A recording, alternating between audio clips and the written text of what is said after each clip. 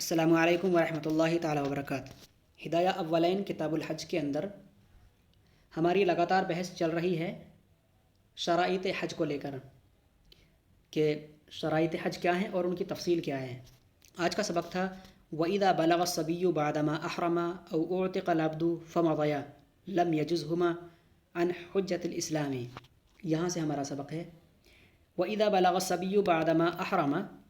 یہ جتنی عبارت میں نے سلیکٹ کی ہے یہ متن کی عبارت ہے جو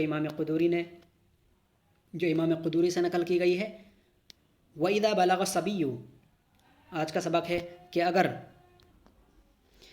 بچہ بالغ ہو گیا بعدما احرم، احرام باندھنے کے بعد، یعنی کہ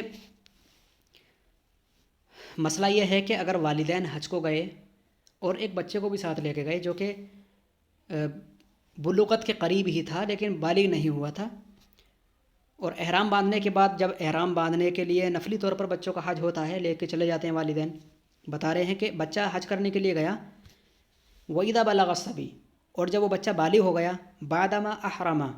احرام باندھنے کے بعد، او اعتق العبد، یا تو آقا اپنی غلام کو ساتھ لے کر گیا حج کرنے کے لیے، جو کہ آج کے دور میں مسئلہ ہی نہیں ہے یہ تو، فَمَضَيَ لَمْ يَجُزْهُمَا عَنْ حِجَّةِ الْإِسْلَامِ، تو بتا رہے ہیں فَمَضَيَن، تو چونکہ گزر چکا ہے، یعنی جو ان کا ارادہ تھا اور جو مقصد تھا اور کچھ ارکان تھے وہ گزر چکے ہیں، لم یجزہما عن حجۃ الاسلامی، اس والے حج کو اسلامی حج شمار کرنا جائز نہ ہوگا۔ جو حج چلے گا، جس حج میں وہ والغ ہوئے، یا جس حج میں وہ بچہ بالغ ہوا، یا جس حج میں وہ غلام آزاد ہوا، تو ان دونوں کے لیے یہ حج شمار نہ کیا جائے گا۔ لم یجزہما عن حجۃ الاسلام، تو ان کے لیے یہ والا حج اسلامی حج کے لیے کافی نہ ہوگا، یعنی اسلامی حج شمار نہ کیا جائے گا۔ بچہ بالغ ہو گیا حج کے دوران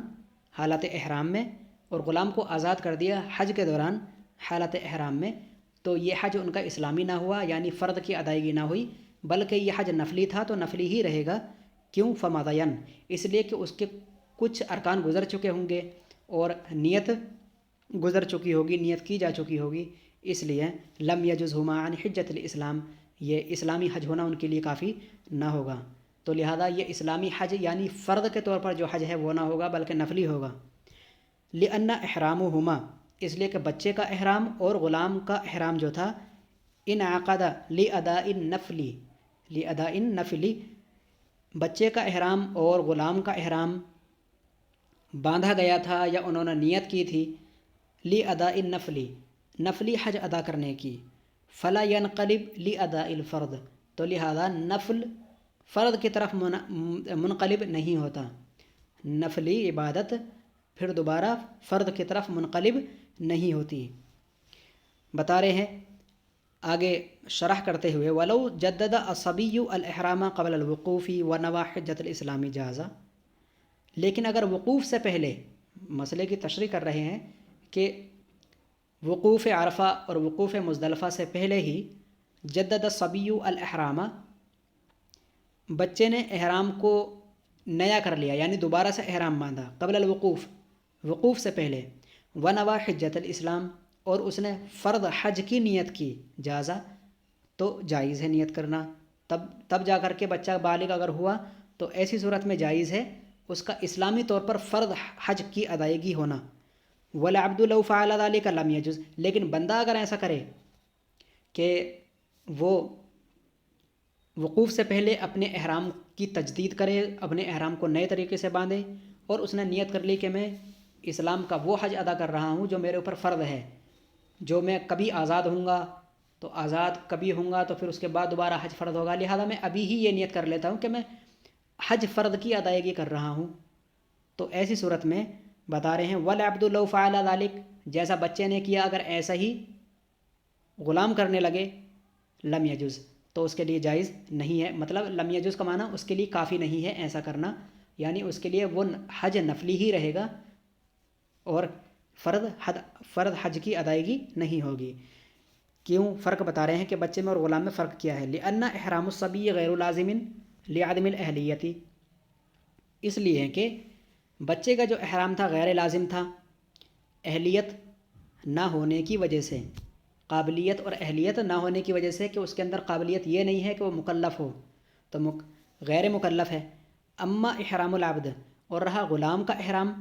لازم، وہ لازم تھا، فلا يمكنه الخروج عنه بالشروع، تو لہذا شروع سے ہی اس کے لیے ممکن نہیں تھا اس احرام سے نکلنا۔ فلا يمكنه الخروج عنه بالشروع في غیرہ، تو کسی اور حج کے لیے، کسی اور مقصد کے لیے، کسی اور نیت سے شروع سے ہی اس کے لیے نکلنا اس احرام سے جائز نہیں تھا، تو لہذا جب پہلے والے احرام سے نکلنا ہی نہیں پایا گیا تو احرام کی تجدید نہ ہوئی، اور جب احرام کی تجدید نہ ہوئی تو نیت بھی کام نہیں کرے گی، تو لہذا غلام کا جو احرام تھا وہ پہلا ہی موجود تھا، اور پہلے والے احرام سے نکلنا اس کے لیے ممکن ہی نہ ہوگا، تو ایسی صورت میں شروع سے ہی ممکن نہ ہونے کی وجہ سے وہ کسی اور احرام میں، کسی اور نیت میں نہ جانے کی وجہ سے اس کا حج نفلی تھا تو نفلی ہی رہے گا، اور اس کے نیت کرنے سے یہ حج فرض کے طور پر ادا نہیں ہوگا۔ تو یہاں پر غلام میں اور بچے میں یہ فرق ہے کہ بچے کا جو احرام تھا غیر لازم تھا، اس لیے کہ اہلیت نہیں تھی، تو وہ اپنے احرام کو تجدید کر سکتا تھا۔ اب اس کے احرام کی تجدید کی جاتی تو ہو جاتی، اور اس نے کی تو ہو بھی گئی، اور لیکن بندے کی جو اور غلام کا جو احرام ہے وہ احرام فلا يمكنه الخروج عنه، اس احرام سے اس غلام کے لیے نکلنا چونکہ ناممکن ہے بالشروع، شروع سے ہی، فی غیرہ، کسی اور احرام میں، کسی اور نیت کے ساتھ، اور احرام میں یعنی نفلی حج سے فرض حج کی نیت کرتے ہوئے وقوف سے پہلے اگر وہ نکلنے کی کوشش کرے تو شروع سے ہی اس کے لیے یہ ناممکن ہے کہ وہ ما قبل والے احرام سے نکل جائے، تو لہذا جب احرام سے نہیں نکلا جائے گا تو نیت بھی نہیں ہوگی، اور جب نیت نہیں ہوگی تو حج بھی منقلب نہیں ہوگا، یعنی حج نفل سے فرضیت کی طرف نہیں لوٹے گا، تو لہذا غلام کا حج وہ نفلی ہی رہے گا، اور وہ حج فرض کے طور پر ادا نہیں ہوگا۔ واللہ اعلم، اللہ تبارک و تعالیٰ بہتر جانتا ہے۔ آج کی ہماری ایک فصل مکمل ہو گئی ہے کتاب الحج کی، اب ہم مستقل طور پر کل سے کتاب الحج اسٹارٹ کرنے والے ہیں۔